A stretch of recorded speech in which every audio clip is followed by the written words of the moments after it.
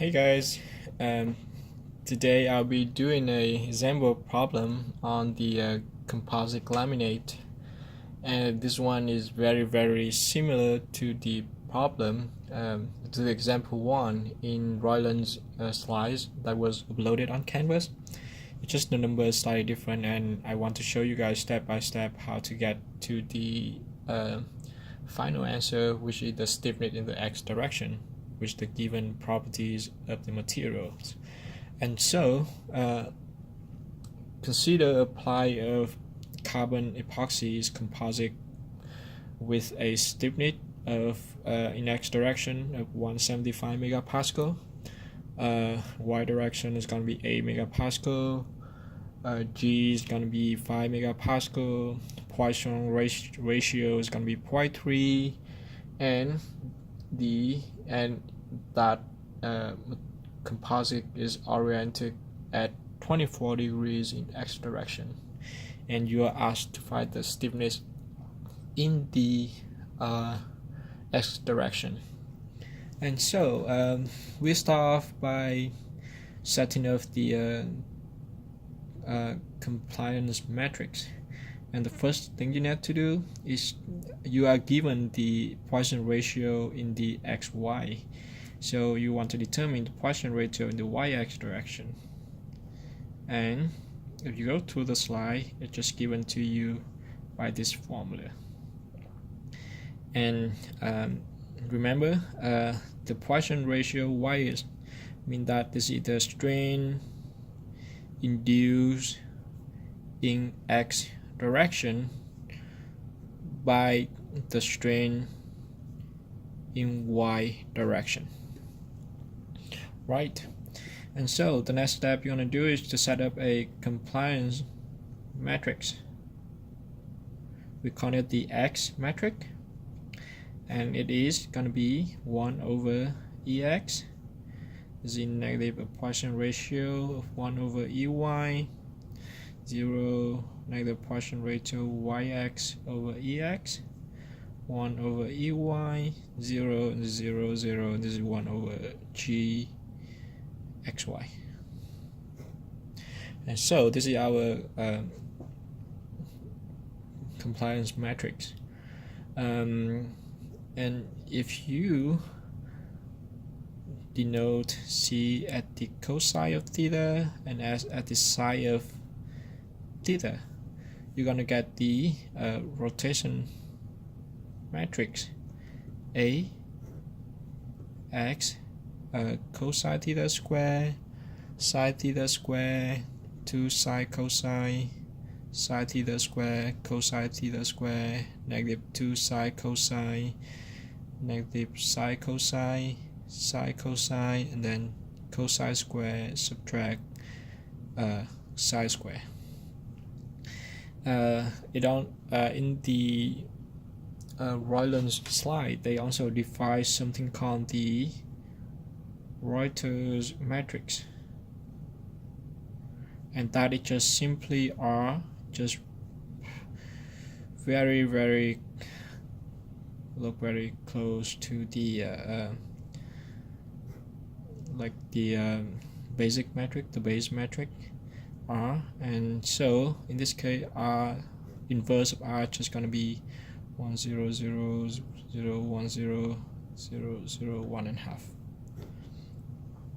And so I want to define something called another matrix called little a, and that one is just gonna be inverse of R time R time A and then time R, and that's gonna turn out to be C square S square SC S square C square negative SC 2SC 2S negative 2SC 2SC and C square minus S square.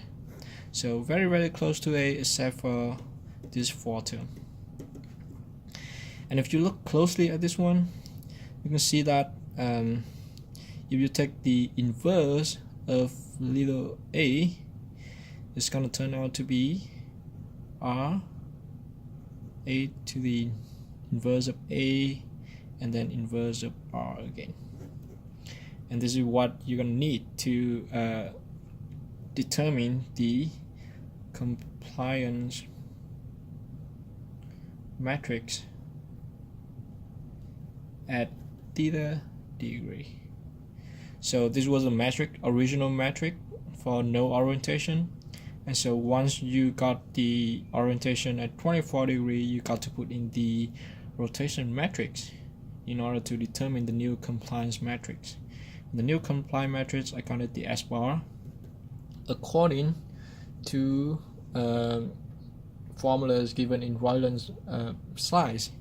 It's just gonna be R, A inverse of A, inverse of R, S, and A.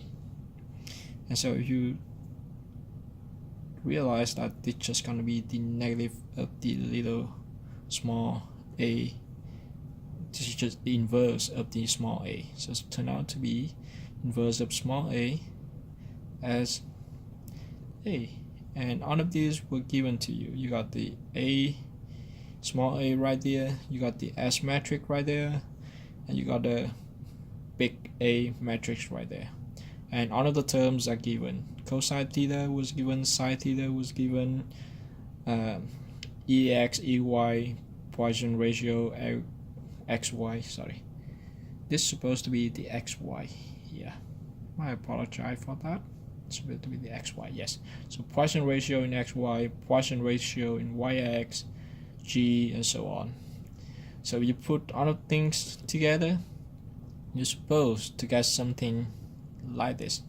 So it's going to be 1 times 10 to the negative 6 time, I just write out the matrix for you guys, and in case you want to check the answer later, you can always refer to this one. Yep, so 018, see 1.4144 by 0279 by